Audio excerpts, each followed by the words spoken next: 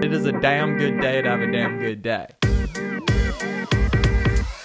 We're live, the Damn Good Day Show. Clif Braun, Ray, welcome to the show, my man. Thank you. Thanks for having us. Quite the setup you have here. Very cool. It's nice, right? Very It nice. is. We always try to figure out a way to incorporate a living room into a podcast that could quickly be switched without being too much living room or too much podcast. You know what I mean? Very well done.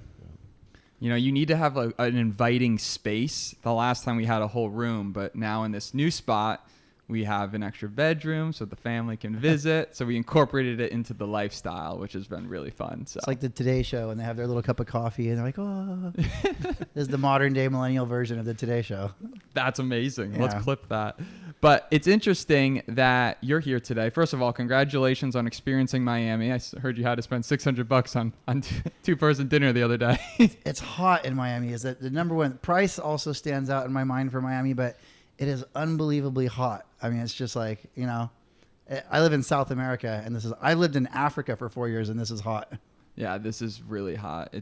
I'm a huge connoisseur of Florida. I think if you talk to me long enough, I'm going to convince you to move. 'Cause Florida's the play. But summers in Florida, they suck. This is unbearably hot. It is beautiful. I notice it's so beautiful when I'm inside, and I'm so jealous, and I'm looking at everybody all happy and shiny and outside, and then I go outside and I just can't wait to get back inside. But really, like, if you think about it, you know, to your point of how nice it is here, you're usually in a restaurant, or if you're outside, they have, like, we had dinner at that same place that we did the cigars, and once they brought the fan, everything changed. It was like so comfortable. Yeah, it was phenomenal. Espanola Yeah. Way. Yeah. It's a great spot. Beautiful street. Super good. So many good places to eat. So before Stay away from the lobster and buying girl shots. it's different than in Colombia. Oh my God, $50 a shot. In Colombia, it's like 50 cents a shot. No, it's not that cheap, but yeah. I mean, it's 50 cents if you get the cheaper stuff. Oh, sure. It's probably $5. Yeah, if you get like the aguardiente, like fire. It's funny. Every country has their version of crappy, like clear alcohol. You know, every country has one. And yeah, Colombia's is aguardiente. So I want to make sure everyone learns who you guys are, right? So originally I had connected with Clif, and I'll just give a quick background. I knew you, Clif, before we were in a network marketing company called Vima like 10 years back.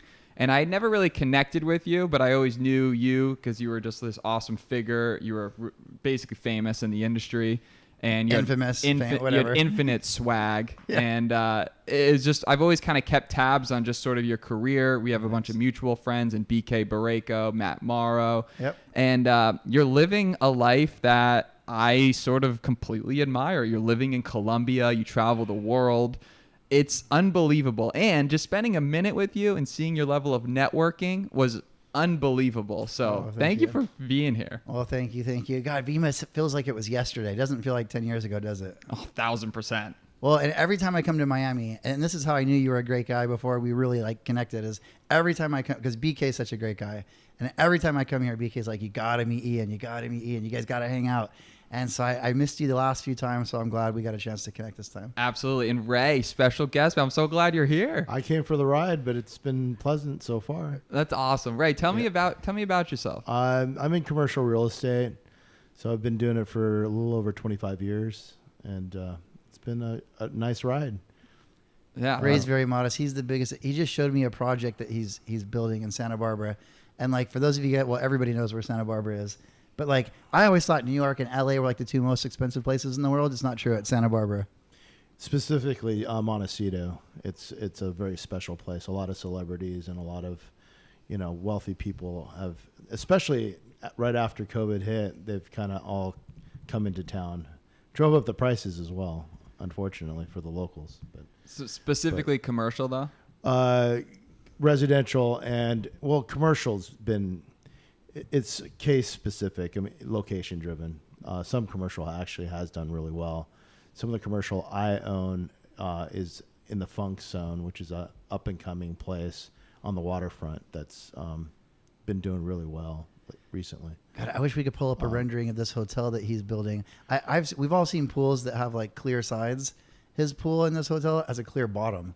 It's a glass pool. It's the sickest thing I've ever seen. And it's on the rooftop. And so as you come into the lobby, you look up, you basically have a glass bottom pool to look at. That's incredible. People. Well, so when he swimming in told it. me about that, I just instantly thought all the free marketing you're going to get from everyone taking Instagram pics. Pretty brilliant. That's amazing. So what brought you into that world? The hospitality is diversification. I own multifamily apartments, some office, retail, and get into hospitality was a way of diversifying. And I had an existing Forever 21 store. It was a flagship store. They went bust during COVID. And so now I've, entitled it, or I'm in the process of entitling it into a boutique hotel. What was the deal with a lot of the commercial spots when COVID hit? There was this really shitty scenario where basically people just weren't paying rent. It was probably one of the worst times of my life. It was a nightmare. I had tenants that weren't paying rent. I had the government, federal government, the state government handcuffing me, saying I can't do anything. And at the same time, the state and the federal government were handing out lots of money to the tenants in the form of a PPP loan or grant, or the combination of both.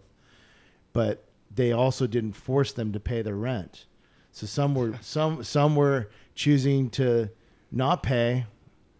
And so meantime, my lenders want money. I have to pay my property taxes. I have to pay my insurance. And the other part, it took 3.5 years to get entitlements on this beach complex that I was building. And right when COVID hit, the city of Santa Barbara said, your permit is ready. And so I decided to take action and build that out. So now I'm spending 7 figures on a redevelopment, not collecting rent. Of course, I didn't know how long that's going to last. Had I known, I probably would have waited, but I didn't. I ended up starting construction, going through the process of, building it, and tenants not paying me. Eventually, 70% of them ended up paying me, but much, much later. I was floating them. 30% of them didn't pay. And, at that point, That must have been such a delicate balance between your communications with them during that. It's Yeah. like we're friends, but at the same time... we're partners essentially with your tenants, but, it's frustrating, But my anger wasn't at the tenants. My anger was really about the government crafting, such laws really fast without really thinking it out. That's You got to learn on your feet. Yeah. Yeah. I mean, they didn't think about, okay, well, how can we make this fair to everyone so that the banks are going to get paid as well? Because I'm sure some people couldn't pay, right? Right. Yeah. Fortunately for me, I had some dry powder to pay. Yeah. What are some of the tactics that you use when you get hit with that huge reality check? I mean, do you find yourself being able to get over things faster than you have maybe in the past, or like what's the grieving process like? The grieving process, I mean, I felt like, the system's not fair, of course. I apply for a loan from the government. They turn me down, and I try to appeal it. They still turn me down. I needed the money more than anyone else, to keep things alive. But I still had the money.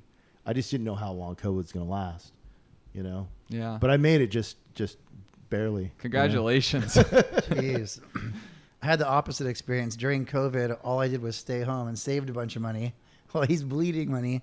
And I was probably more productive during that 8 months because I was stuck in my apartment, But I'll never do that again. Were you in Medellin when that happened? Yeah, we had like the world's longest lockdown, I think. It was like 8 months. And it was so crazy because Medellin's like the most free place in the world, right? It's like no rules. It's how it feels. But during COVID, it became the exact opposite. It felt like Nazi Germany. You had to download an app if you wanted to go to the mall and tell the app when you were going to go, when you're going to be back. All of that's gone now. But it got really weird for a minute. You had to download an app. Yep. You can only be outside for 15 minutes a day to walk your dog. It's just bizarre. Everything's totally back to normal now. And Medellin is once again the best place on earth. But yeah, just COVID was weird. Well, they have that one rule in Colombia where that has to do with air pollution, right? When certain days, only certain cars can be on the road. Yeah. How does that work? I can't tell you exactly how it works, but essentially if your license plate ends in a certain number, there's 2 days a week that you're not supposed to drive. People still do it sometimes, but if you get caught, you get a ticket. And you could easily get caught because it's, the cops know what day and the license plate. So, yeah, I think it's called Pica Placa. Yeah, there you go.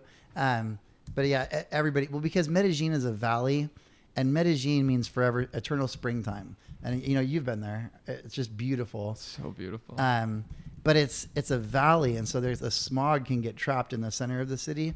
So I live like up on the higher outer part where it's like the higher up you get, the cooler it gets and the less pollution. So where I am, it's like 75 degrees every day and sunny, and parrots are flying around. Here it's a macaw. We call it a guacamaja, but they're monogamous for life. So you see it always in twos. And if you see a third one, it's like the little baby. It's so cute. And so I always say Medellin is almost like New York and Jurassic Park had a kid. You get the city and you get all the trees, and it's just so beautiful. But yeah, what you're talking about is I believe it's called Pica Placa, and it's just to reduce some of that trapped smog in the valley. And Ray, you're about to experience it for the first time. I am. In a couple days, I'm looking to explore potentially investing in real estate there. Amazing. One thing I've learned from COVID, and California, they constantly make it harder to own property with all their new laws and rent, caps and all the regulations that go with like renting even an apartment or a commercial space. Well, and even just inflation and the prices. It just makes it very, very difficult to be a landlord. And so now I'm trying to diversify a little bit in real estate, as well as other assets like cryptocurrencies. And that's we met through a Bitcoin conference or a dinner. It was a crypto conference in Austin a few months ago. We met there, and so I'm pretty bullish on Bitcoin and other cryptocurrencies, and so I've been diversifying a little bit. And you guys are here for the conference right now in Miami. Yeah, it's an NFT conference. It's a friend of mine that I met in the network marketing industry like 20 years ago, and then I kind of retired from network marketing like 5 or 6 years ago. And he sort of did too. And he started working with an exchange, and I've been working with an exchange. Well, I work with exchanges.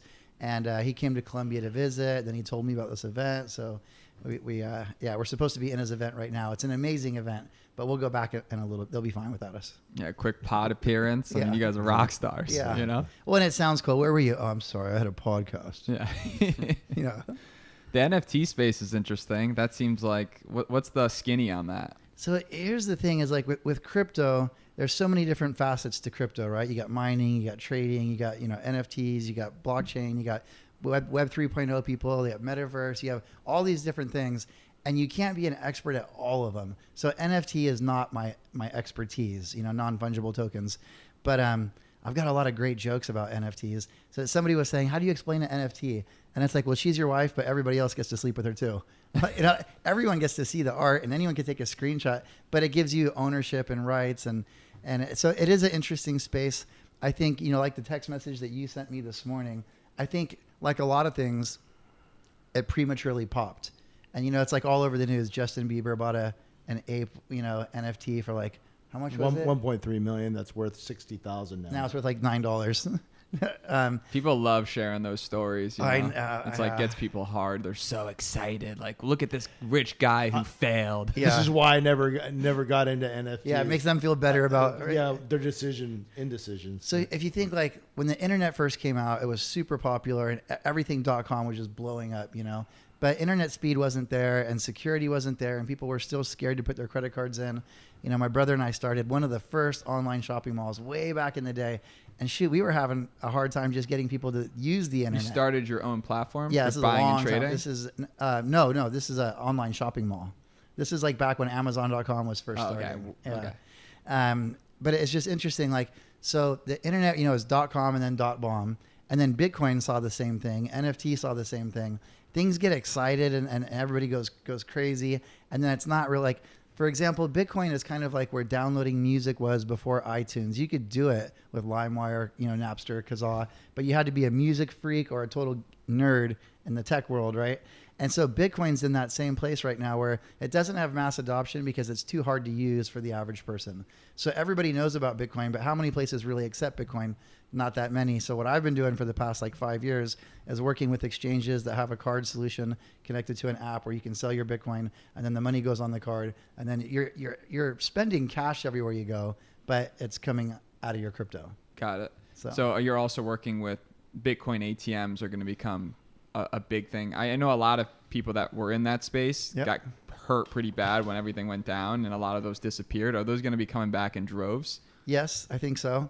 And another area of crypto that's not my expertise, but it's so interesting. I always say I'm like a mix between, Forrest Gump and Peter Pan. Like I never grew up, and I don't know how I made it this far in life without knowing like so many things, but I'm always like arm's length away from the guy that really knows. And so like I've got a friend who's one of the biggest Bitcoin ATM guys like in the world. And it's the same for traders, miners, exchanges. I've just been super lucky. Like if I had a superpower, it would probably just be like making friends. Like I know a guy. I'm never the guy, but I know him. Like Ray, I mean, this guy's a whale. He's a total monster. He's very humble, but so yeah, we both had a passion for crypto and then we started talking about that. And then, it's funny, like when you find someone that you like, you just find ways to spend more time together. And so we started talking about real estate and Bitcoin and just started hanging out more. Yeah. Well, the big thing I get with you, and I think it's why we all vibe, is you genuinely like people, you're a people person. I think if you like yourself, you typically like other people. Like, don't you find a lot of people that hate everybody else? They really hate themselves. So true. That's true. Right? It's like, I hate everybody. No, you hate yourself. It's almost like that, you walk in and some person makes like a sly comment about you and you take it personal, but really it's like, who hurt you, bro? Why are you so upset with life? There's no reason to pull people down. I think like a couple of like solid core things is you need to have an abundance mentality in life. There's so much to go around. You don't have to worry about competition. The reality is everyone can win. Sure, at the end of the day, you can face some trivial stuff, but there's enough to go around. Maybe not in real estate these days in the U.S., which is why we're looking in Colombia. Yeah. And other assets like Bitcoin. Yeah, and it's interesting with what would be what's your skinny on your belief on where people should diversify into Bitcoin in today? Because a lot of stuff that I see, and I'm no expert. I mean, I had my money in BlockFi. So for anyone that's familiar with it, BlockFi took a $400 million loan, I believe, from FTX. So when FTX shut down, I got screwed because he couldn't withdraw the money out of BlockFi. Ouch, yeah. I think right now, if someone is a total novice and want to get into Bitcoin, they could do it. They can go into the Bitcoin Pro Shares. The symbol is BITO, and you can open up a brokerage account and just buy the base. It's a derivative of Bitcoin, but it is 1-to-1. So when Bitcoin moves, it moves approximately the same percentage each direction, and that's available right now. You don't have to wait for BlackRock to have their spot ETF Bitcoin approved by the SEC. You can do this right now and buy BITO and get your position in Bitcoin. So I would recommend listeners to get into that product. Interesting. If you wanted to. I mean, of course, you can get into the publicly traded miners, but if you don't want to get into mining and just have a play on Bitcoin, you can buy this Pro Shares. Yep. I'm like more of a Bitcoin purist where like I like to hold the private keys, and most millennials like to learn about crypto, but he's like at a whole nother level financially than I am. I feel like a lot of the older people that have money, they don't want to learn all the little details. And so being able to invest with the institution is so much easier, For me, it's like I've just nerded out on crypto. So like, the saying, not your keys, not your crypto. So like I have a friend, I won't mention his name, but he lost tens of millions of dollars just recently with the whole FTX. And he had it spread across 19 different places. But when FTX went down, Celsius, Voyager, they kind of all went down.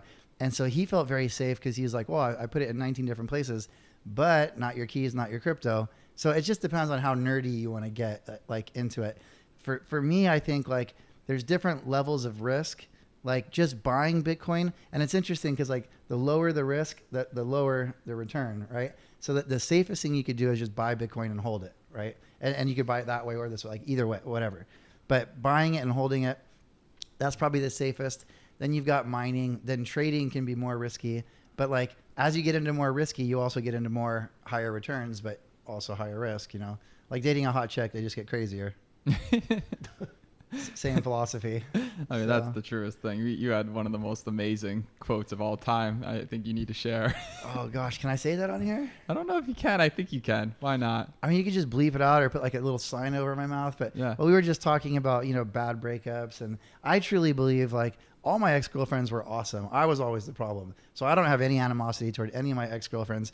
But I remember there was a time when I was having a hard time with a girl, and somebody said this to me. They said, well, and they said, why are you still with her? And I was like, God, she's just so hot and the sex is so good. And she said, I'll never forget it. She's like, well, is the fucking you're getting worth the fucking you're getting? And I was like, we all need to ask ourselves that question. Yeah, I was just, you know, I was getting screwed over for great sex. And, you know, eventually that doesn't last forever. The thing that I thought was really, I thought that was one of the most hilarious, amazing quotes ever, first of all. But it's interesting with the BlockFi, the FTX thing that happened, because I know maybe 15 years ago, if that had happened to me, I would have been super just upset about it. Felt like, oh, this sucks. But I just think a lot through network marketing and just personal development, I've learned not to have a victim mentality. Yeah. And that's helped tremendously. It's like in life, you make some investments that are good, some investments that are bad. You don't dwell on the past, you move forward. So it's like when Vima shut down even 10 years ago and everyone lost these checks. You know, there are people today that still feel like they were victims, that they were coerced. And to me, it's like, look, at the end of the day, you need to take risk, and it's calculated risk. You need to learn from it. Yep. But don't feel like someone else is out there. You live and you learn, you know? There's a big difference between pain and suffering. Pain is what actually happens, and suffering is all the emotional drama that we attach to it and drag it out. You know, pain is real. Suffering is just, we get addicted to being a victim because there's some payoffs in being a victim. People feel sorry for you. And also most people have a victim mentality. So you have a lot of friends. You know, when you're a total winner with a, you know, I can do it attitude, you know, there's less eagles. There's more crows. Wow. That's interesting. There's some Game of Thrones stuff going on right there. But we got to talk to Ray about, so Ray knows so much about finance. So like with Bitcoin, you were talking about the government and all the things that are going to affect, like, what? Because we have such different backgrounds, and you've got so much more knowledge, like in finance and everything.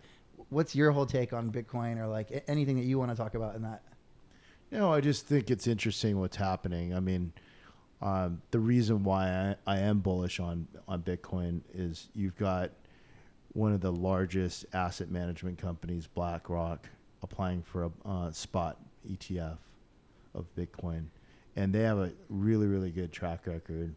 And they have good ties with the government. And so I think with their influence... Adds a huge amount of credibility.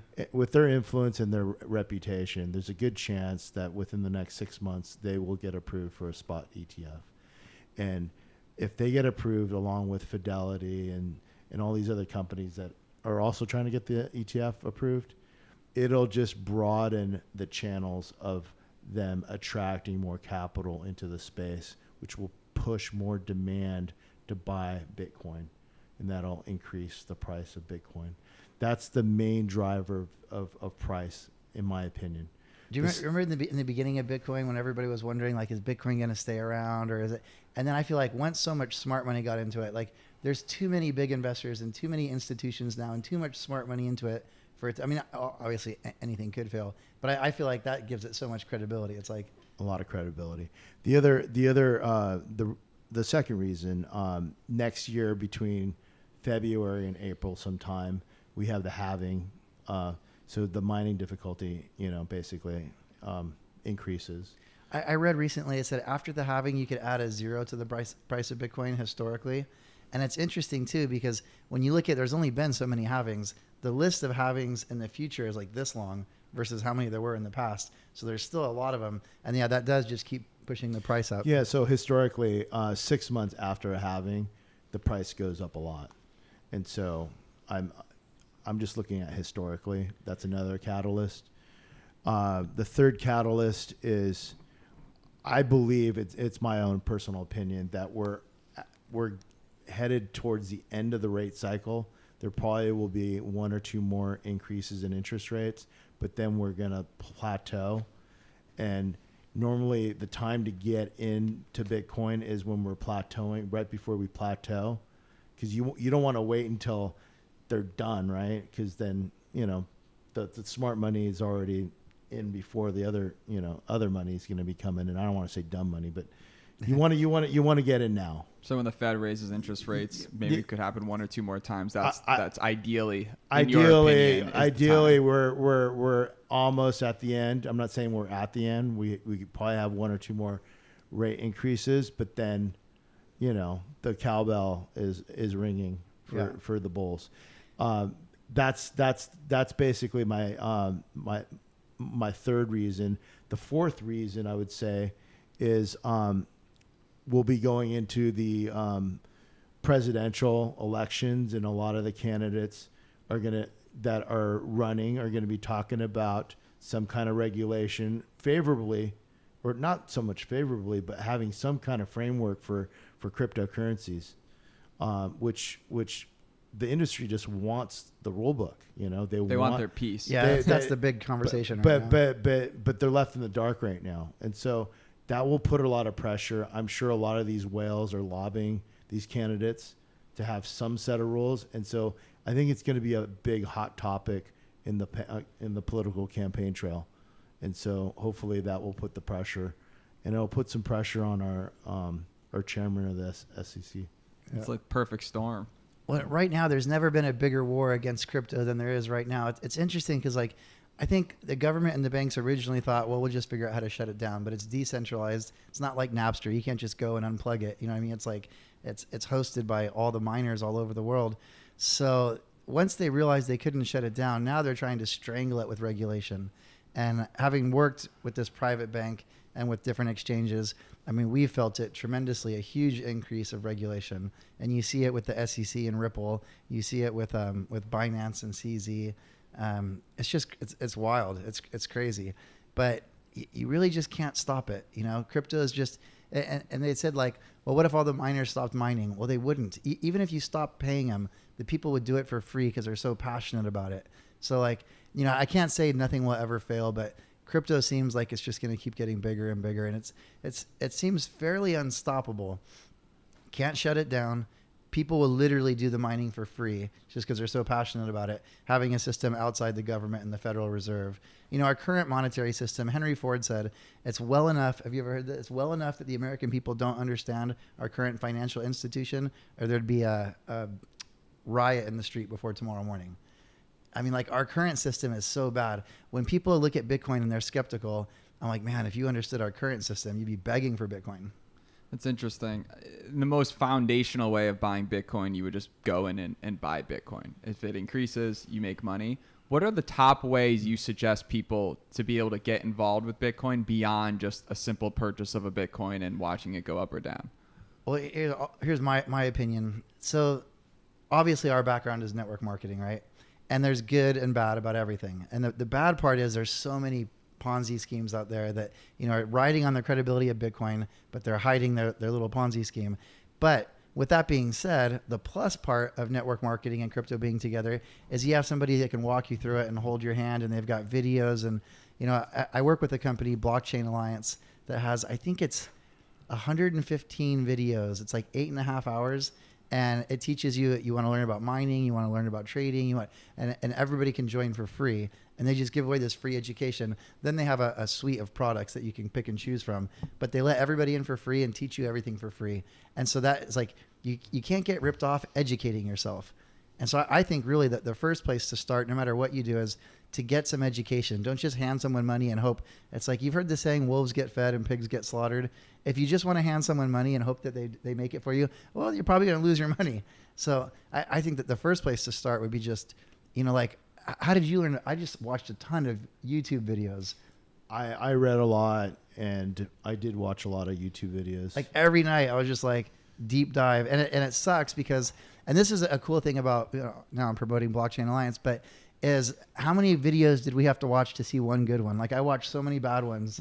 I was fortunate enough to listen to a couple of very influential and smart Michael Saylor being one of them. Oh, dude, he's the best. Raoul Powell is also Yeah. really good. Michael with Real Saylor is my Vision. favorite. John McAfee was so good until he went crazy, and then it was like he was hurting the industry more than he was helping it. Yeah. John You know- McAfee, Michael Saylor. No, Michael Saylor. Well, John McAfee's. I'm pretty sure he's dead now.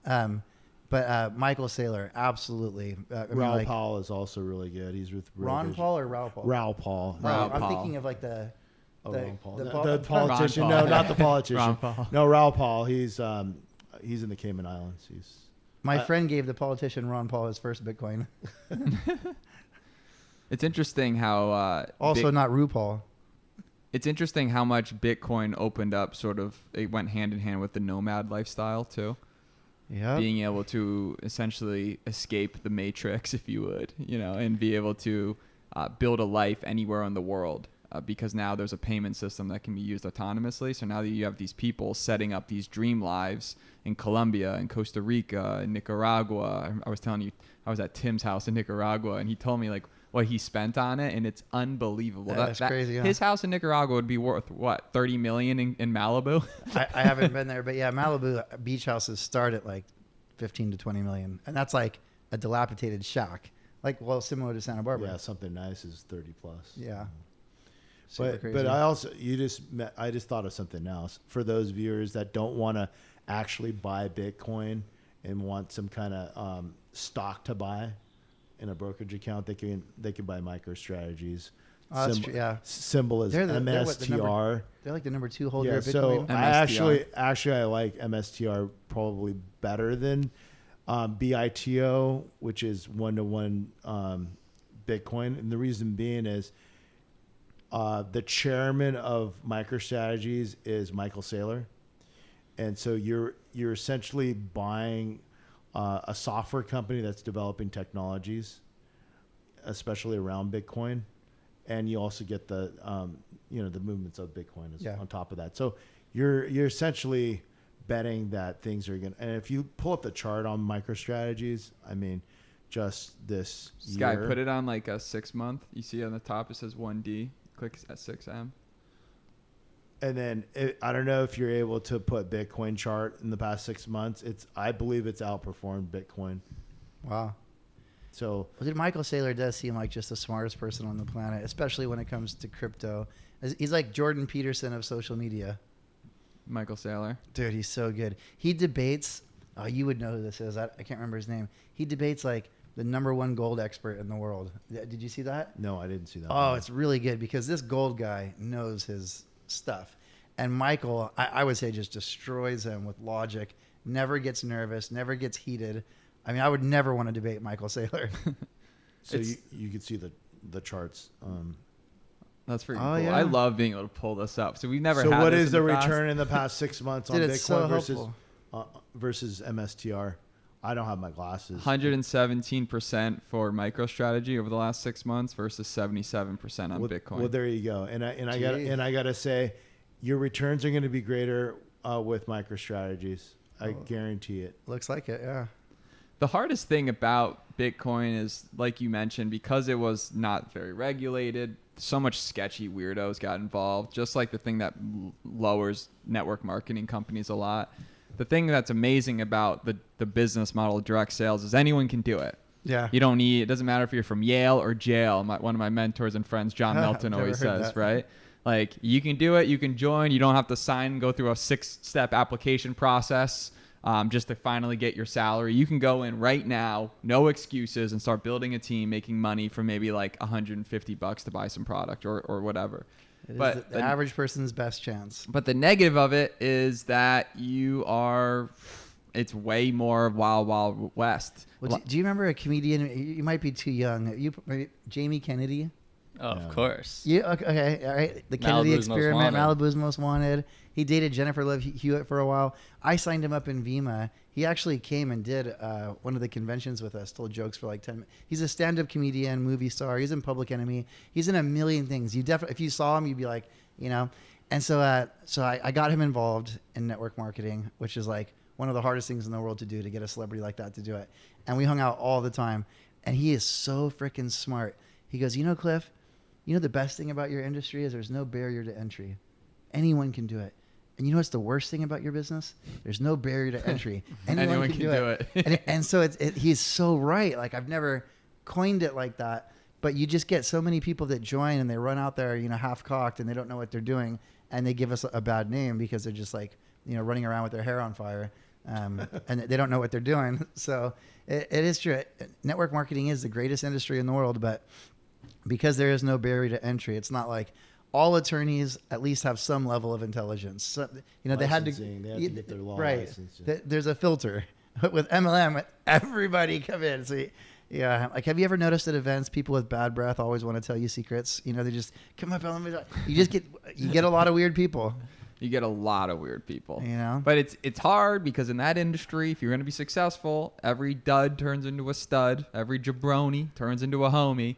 So you can't count anyone out. And that's one thing that is a pro and a con of it. Because it's like... Well, dude, my number one earner of all time, this kid made $50,000 a week. And this is back in 1999. So $50,000 a week. What would that be today? Any idea? With inflation. Yeah. Like... What would that be? $100,000 a week? 200? I don't know. The government stats or the real stats? I don't know. You tell me. But so, because I'm always like, I'm competitive, just like everybody else. Like I'm like, how much? Because he was making more than me. I was making $100,000 a month. He was making $50,000 a week, and he was under me. I was like, gosh. But that's the cool thing about network marketing. You can always make more than the person, But anyway, my point was, every dud knows a stud, or every dud turns into a stud. He was just a kid from Downey who walked into our office with a job application, and he worked at I think Pizza Hut or something, and he was trying to find a better job, and he just walked into it. We had an office where we did the meetings, and I was like, no, we're not hiring, but you can come back tonight and we'll talk. So he comes to the meeting, he joins. I am not exaggerating. He didn't make a single check for probably I wish he was here right now. I want to say in a year maybe he got 3 checks, and he would just ask me questions all the time. And it finally got to the point where I was like, Duke, I'm not going to answer any more questions until you bring a guest. And then eventually, his second year, I think he made $1 million, and his third year made like $2 million, $3 million. But can you imagine for a year, he was the most shy. He's Thai, just quiet little shy guy. His dad was handicapped. I remember I went to their house once, and it was so dark because they didn't want to use electricity, and God, $50,000 a week. Sky pulled it up. It's worth $91,000 today. Great work, Sky. Great wow. Googler over here. Way to go. On fire. Okay, so $50,000 a week back then would be like $100,000 a week now. So it's like $400,000 a month. Damn. Yeah. That doesn't suck. One thing I think is interesting is that in MLM, everyone says it's so easy to get you in the door because it's like one of those things like it is technically really easy. You're sharing a product. But it's also really negative and hard in the sense that it's not that easy. It requires consistently doing that over long periods of time. But in other industries, in non-MLM world, everyone makes it sound way more difficult than it is. Right. Oh, you don't want to get into that. Way too much licensing, way too much barrier to entry. When in reality, it's typically just like 1 or 2 relationships with a supplier, Yeah. So in life, I feel like generally you need to just be more open to when people give feedback about certain things, like understand that it's feedback. And if you're hungry, you'll get the answer. Law. Yeah.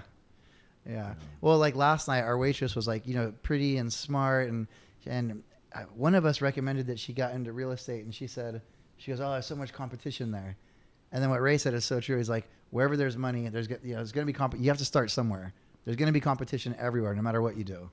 You just got to get in and start somewhere. Lawyers have a lot of competition. Real estate agents have a lot of competition. But wherever there's money, there's going to be competition. But if you stay focused and you're hungry and you're ambitious, you'll be able to make it. What do you think separates because real estate's one of those things that you throw a ball out down the street, you're going to run into 3 realtors.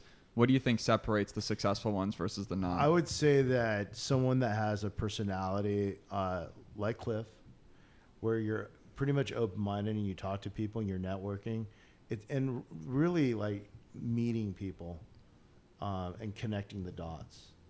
Yes, everyone could be smart, but it's really about getting out there and networking and putting the puzzle together. That's what I would say that differentiates someone that's just average. Yeah, I remember in college, I went to college for a month. I went to Utah Valley State College because it was a junior college that sounded like a 4-year. And like I grew up Mormon, and like all the Mormons had this plan. You know, if you weren't smart enough to get into a good school, just go to UVSC because it was going to turn into a 4-year. And so I got in on the 2-year plan, and then it turned into a 4-year. So now when I tell people I went to UVSC, it sounds cool, but it wasn't when I went. And I went for a month. So, but I remember they said something clever. God, what did they say? What were we talking about just before that? About what separates a good realtor from an average one. Oh, yeah. They said communication skills was the #1 skill tied to making money. That no matter what you do, you're going to have to be good at like getting your point across and taking feedback. Just communication is probably, I believe, the #1 thing, talent that you could work on to increase your income.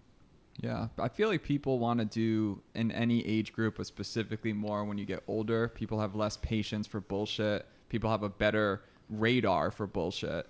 And they just want to deal with people they like and trust. And those two things, likability and trustworthiness, it's one of those things, like I like that saying that it takes years and decades to build up your reputation and one wrong decision to ruin it all, right? Well, there's a saying for that. It's one oh shit erases 1,000 attaboys. Have you heard that before? No, it's so true. It's like you could be good your whole life, and then a couple wrong choices. You know, it's like the Will Smith thing, him slapping. When he did that, like that shit had some ripple effects, man. Yeah, wasn't that great? And then so who was it? Was it Chris Rock that he hit? Yeah, he slapped Chris Rock. Did you see the show that he did like years later, or like a year later? Chris Rock did? Yeah, where he like totally goes after Will hard, and then he like stumbled one part of his joke because I think he got nervous. He like remembered how much that hurt or something, because Will's a big dude, and he started attacking him, and he still did a good job. But you could tell, like, as a public speaker, you notice these things, right? He had this one little part. Now everyone's going to go watch it at the end. And you could tell when he was done, he was like, oh, like not totally happy. Because he did crush Will, but not as hard as he wanted to. Anyway. Yeah.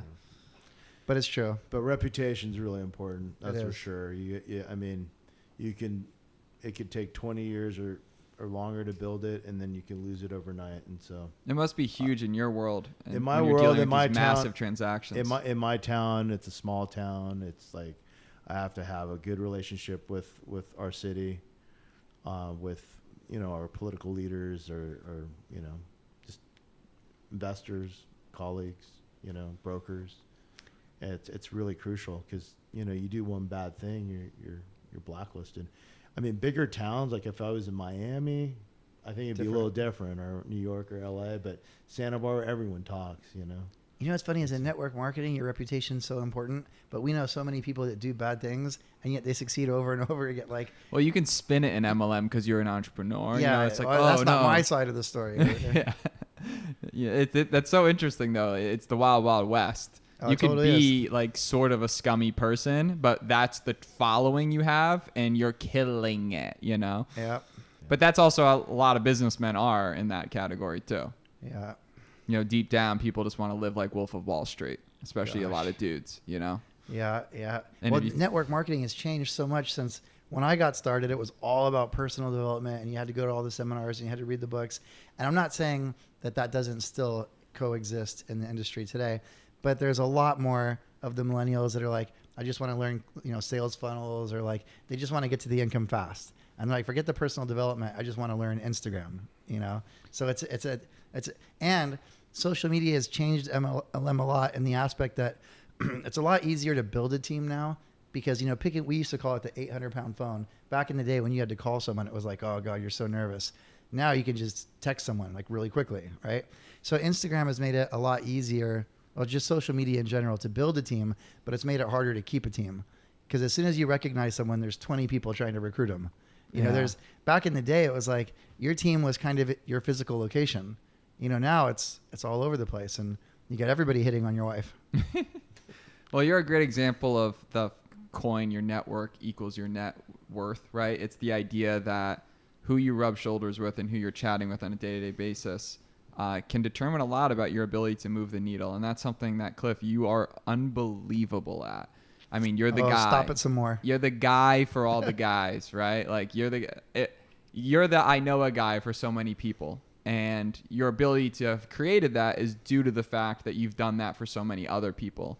and you've never burned bridges. Like that's something that when just speaking with you and smoking a cigar with you, you're really good at not burning bridges. I just don't like drama, and I could never stay mad for very long. And I just like, you know, one thing we were talking about this morning is like I should paper up more often. Like I do so many handshake deals, and I know I should paper up more often and be more contractual. And I'm not a very good negotiator. I'm really good at people skills. I'm a horrible negotiator. I'm horrible at getting papered up. But I guess I subconsciously made this decision. And now that I'm older, I'm dealing with bigger numbers. You kind of have to get papered up on certain things. But my philosophy in the past, not consciously, but subconsciously, I think was I'm so bad at negotiating, I don't want to do it, you know? And to be organized in case there was a lawsuit, I'd have to, you know, keep all these records and receipts and all this kind of stuff. I just always thought, you know what, I'm going to get screwed sometimes, but I'm not going to have to ever be organized. And I'm just going to stay focused on happy, positive stuff. And I'm just not going to do it. And so I've been, you know, screwed so many times. But I just always stayed at like, if someone screws me, I'm just never going to work with them again. You know what I mean? But there's plenty of people I could have sued, or plenty of people if I'd had a contract. But on the bright side, I always got to be in Peter Pan land. You know, I've just always stayed in that mental zone. But it's true, though, as you get older and you deal with bigger numbers, you realize you can't just keep living forever. Like now I'm 45, I'll be 46 in like a week. You know, you got to start thinking about retirement and, you know, having a substantial amount of money instead of just having cash flow, which is like what I've always had. I would also have to add to that. I mean, Cliff, even if you had contracts, then you have to defend yourself too. Spend a fortune with attorneys, time, energy, and that added stress is maybe not worth it, to be honest. Dude, yeah. And so I don't know if you know. There's a friend of mine, Jason Karamanis, and I don't think he cares if I mention his name. He's a total boss, but it's like, you know, he's always like, I mean, he's helped so many people and given them money, and he has contracts, but he spends probably half of his time, you know, enforcing them or chasing people. And you know, he's the first to say it's very stressful. Right. Well, on that note, both of you guys have had tremendous success in your careers. I mean, when you look at your lives, I mean, it's in that smallest percentage of stars in the sky. It's incredible what you've done. I'm in like the 2%. He's in like the 0.001%. Well, when you think about it, a lot of people just think like, if I only had this much money, I'm going to be happy. And, you know, what has been your relationship with just genuinely like being happy throughout your life? And how do you think that's changed? What have been some of the lessons you've learned? For me, what makes me happy is connecting with nature. And whether that's going on a nice hike or going to a nice beach or scuba diving or fishing, it's just connection with nature has really helped me cope with the stresses. Yeah. And maybe doing more of it now. And the wake up call was really last year when my father passed away. And I said to myself, you know, why work so hard? You know, I need to enjoy life a little bit more. And so I've decided this year to just travel. Sorry to hear about that. Yeah. Man. Yeah. Thank you. That's tough. So it's been tough, but yeah. But, yeah, it's a different perspective. For sure. You know, maybe do projects that you really love and enjoy life, things that really make you happy. I feel like we get caught in routines 24/7, and we're just unfortunately, but I try to just let it go and just not fight every battle. And, you know, I may have contracts, Cliff. You don't, I do, but sometimes I choose not to enforce them, you know? Yeah. And it's just not worth it. It's too taxing. So getting out in nature, you found fills your cup when it comes to just... Yeah, whenever I'm stressed out, I go for a hike or do something or on a bike ride. You know, I told Cliff this 3 weeks ago. I rode my bike from San Francisco to Santa Monica. It was a fundraiser, AIDS it was an AIDS nonprofit bike ride, and so I did that. Hey, that's far. 545 miles. I did that on a motorcycle once, and I almost died. 545 with miles. 2,000 other bikers, but yeah, 545 miles. And that's something that you think about. You look back at that like that was sick. Yeah, I mean, most people donate money. I donated money, and I also did the ride. You know, So That's so cool, because I just saw this thing recently, and it says that if every year you do, let's just say 6 mini adventures, whether it's that, whether it's going, sailing, whatever, maybe it's going to the Everglades and looking at alligators, some mini adventure. If you did that every year for 20 years, you're at like 240, whatever that math is, adventures. And sometimes those are the things that we actually think about. But if you're not practical about spending time and actually fulfilling yourself, it's what are you actually doing it all for, Yeah. So. But I don't know. I think it's just so personal to everyone. Yeah. Everyone. The topic of happiness, right? Exactly. Because ideally you want to be successful, but in your mind it's like, a lot of people think of success like the Wolf of Wall Street vibe, but like, what does success mean to you? Yeah. No. For me, successful. I'm fortunate to have two really great daughters. And they're smart, they're healthy. I'm very fortunate. So That's amazing. yeah. And Cliff, for you, how has your perspective on being happy changed, Mr. Columbia? It's changed so many times. So like when I was 19 and I was broke and I just got started in network marketing, I think I was working doing telemarketing or Blockbuster Video. I had so many crappy jobs. But like for me, what would make me happy back then, 19-year-old Cliff, was developing a reputation and making a lot of money and getting the nice car and the big house and being the guy on stage. And so I did that, and that made me happy then. I wouldn't even want to do that today. So I've always done whatever felt right and whatever I felt like would make me happy. And it's changed so many times. I've been kind of like semi-retired for like 5 years. And I just, I don't know why. I'm like, I don't have a wife. I don't have kids. I feel like the world is my house and I want to see every bedroom. So I typically do like a country a week. I've been to 87 countries. And just on the note of you talking about, doing like Everglades, I did that. I've walked tigers, skydiving in Africa, broke my leg. That was fun. I've done so many weird, crazy things. So for me right now, it's travel. And people say, what book are you reading? And I'm like, just not in that stage right now. I'm not like, there was a time where I would go to every seminar, read every book, and I'll probably get back into reading books again soon, but it seems to be a hot question. What book are you reading right now? I'm not. I'm traveling, and I'm just enjoying life. Which is such a great teacher. Yeah, it's interesting because like I get lonely. Like I've been to 87 countries by myself, and people say, don't you get lonely like eating in a restaurant by yourself? I'm like, nope. But if I sit at home by myself in my apartment, I'll get lonely. Like if I'm sitting still, I'll get lonely. But if I'm moving forward, I really don't. That's interesting. I get lonely I'm such an extrovert. You get lonely easily? I get lonely pretty easily. But Dude, so I could never eat at a restaurant by myself until you start traveling, and it's like you have an excuse. You're traveling. Well, for travel, it's different. It's different, right? Totally. And you start at sushi bars because you don't really feel so alone. And then you can always talk to people. Like I have a whole system, Well, yeah, when you're traveling, though, you're literally, you're on a mission. Yeah. Like you're out here renegade, right? But when you're home alone in your own place, you're like, wow, I have to create something in my life. And I think that's also why anxiety comes from just not taking action. Oh, totally. That's when I get the most upset, is when I'm just doing nothing. And I just feel like, what am I doing with my life? Like I'm a piece of shit. Like I have those inner thoughts, but those are also negative thoughts that you have to just like let go through you, because that's life. Negative turns into positive. You need to have hard things that happen to ever enjoy anything. Yeah. Yeah, it's interesting. Like, traveling by yourself, I find I meet more people when I travel by myself, because if we're all together at a restaurant, we're kind of like, we're all focused like this. But when you're by yourself, people are so nice, and they're like, hey, like, dude, I've been invited to so many Christmases in random countries. And like, when you're by yourself, people like, I don't want to say they feel sorry for you, but they're just more like, they're more open to talking to you and pulling you into their little world. Totally. Than when you're with a crew of people or two people. So I just love it. I feel like Leonardo DiCaprio in Titanic, where he just gets on the ship and he's just going, and it's just, I don't know. Travel is still romantic to me. You would think. I've had Christmases in airports, New Year's in the air. Like, you would think I'd be over it. But it's interesting, because always like the 2 best days of my month are the day I leave for a trip and the day I come home.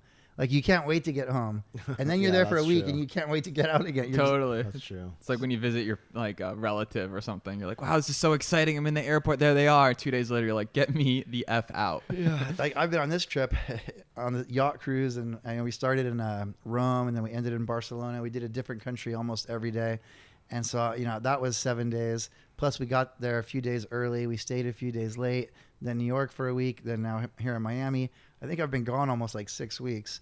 So I can't wait to get home, see my dogs, ride my motorcycle, just like, rest. Well, I know you guys got your conference coming up, so I'm keeping that in check. But something I always love to ask everyone that comes on the show, if you could go back in time and you could have seen yourself when you were maybe 16 years old, and the current you could talk to the 16-year-old you and maybe say like 1, 2, or 3 things that might have just really potentially changed your perspective on life. And obviously some people say, invest in Bitcoin or, certain things. Like what Those are some obvious ones? What are some of those things that you might have told a young version of you, knowing what you know now? That's a tough question. I would say broaden your knowledge in different industries. I would also probably recommend as a younger person, say out of college, to start out in a bigger city. I started out in a small city, Santa Barbara, California, and it's not exactly an easy place to start a business. It's very difficult, and so I would recommend someone to start out in a bigger city and broaden their knowledge and see what they really like, and then just specialize in that. Get out, like see more. Don't sit in your backyard and conquer. Go get somewhere where you're open to more opportunities. And the other thing I would recommend is for a younger person to travel more. I didn't start traveling until I had money. I had the opportunity right out of college to visit the entire world practically. I lived in a dormitory called the International House at UC Berkeley, and I met people from all over the place. And after graduation, they were inviting me to go visit their home country, and I didn't do that. I wish it would have taken 6 months and traveled, but I didn't do that because I didn't have the money, or I had some money, but I didn't want to choose to do that. I wanted to build my business. It's interesting. There seems like there's so much people. Like when I was in Colombia, people were so nice to me. That's Like, amazing. they just wanted to welcome you in. They didn't care if you had or didn't have money. They just saw you as people. Especially in Medellin, just everybody's friends, even if they don't know each other. Like it's just everybody's so friendly. So Cliff, if you could go back in time, and thank you so much for sharing that. That was powerful, and it's something that I think is important. I even felt that when I went to UNH. But shit, if I could go back in time, I went to college and first of all, somewhere warm, and somewhere that you meet more people in different cultures, which is why I'm in Miami today. It's a melting pot. You got people from all over the world here in Miami. It's like South America in the U.S. It's ridiculously expensive if you hang out in Miami Beach. I'm like, Yes, it is. but it's a great vibe and great people. Yeah. But so what would you, if you could go back and talk to 16-year-old Cliff, who I would love to meet 16-year-old Cliff. I mean, I pretty much did everything in life perfectly. So no, I'm kidding. I wouldn't change anything. I'd go back and talk to like 25-year-old Cliff, because that's when I started making some mistakes. 16-year-old Cliff was pretty cool. I just went to school, and I was a good kid, and I played football, and I don't think there's anything I would change at 16. I think, and then at 19, I was so wicked on track. Like I just personal development every day and seminars and books. And, from 19 to 25, I was laser, it wasn't until 25 when I had a decent amount of money and I was living in the Hollywood Hills, and, you're partying with celebrities and you're way overspent. I mean, I was spending $100,000 a month on lifestyle because I'm trying to look like them. I'm trying to keep up with the Joneses, and then you get off track and, you party too much and stuff. So I would say from 25 to 30, I would smack the shit out of that Cliff, and then at 30, I just got right back on track again. So, but I feel like those 5 years were a lot of fun, but I could be farther ahead today. And life's not a competition. It's not all about how far, but a party is fun, but you don't need to do it for 5 years. But it's interesting that I never got a bad reputation for that. Like I've heard people say bad things about me, but none of the things that were really the bad things that I did. I'm like, that's not even nearly the worst thing I've done. You got it all wrong. So I would go back and tell 25-year-old Clif just to stay focused. And like, I could have just partied for 1 year instead of 5, you know? It's interesting to me that when you party with someone, though, you really deepen a relationship. I was talking to somebody about this just recently. It was like, does drinking help you more in business or hurt you? I never went to a meeting drunk or nothing like that ever, right? So for me, drinking, it's like you do create relationships and bonds. I had this great argument for smoking when I was like 19. I moved to an all Chinese neighborhood, and everybody would go outside and smoke, and like that's where people would become friends, exchange phone numbers. So I say drink more, smoke more, do as much drugs as you can, kids. I'm trying to be like Theo now, right? No, but there is an argument for it. I mean, it's called social lubricant for a reason. But, the balance, you can overdo it for sure. Definitely. When it's in control. Yeah. I mean, we're all having shots now, right? For sure. I'm down. Yeah. This has been great. Well, we should have had it here. Like, who does the weed on their podcast? Is that Joe Rogan? Right? Elon Musk was smoking. Yeah. We should have all had a shot right here. I'm down. My thing is, like, I definitely love weed. I smoke weed almost every night. I get paranoid. But I'm not good at like communicating when I'm high, Sure, but I sure, want to sure. get better. I've had girls all the time. Hey, we're gonna hook up or get together. Let's smoke weed first. I say it's not gonna end like you think. It's gonna end with me in the corner sucking my thumb, scared. Like I wish I liked weed. DoorDash. All my friends like weed. I get tired, hungry, paranoid. That's it. But guys, I appreciate you. Thank you so much for coming. Ray, this was awesome. This is phenomenal. Thank you. I'm glad we connected. Shout out BK Skylar. Barreco.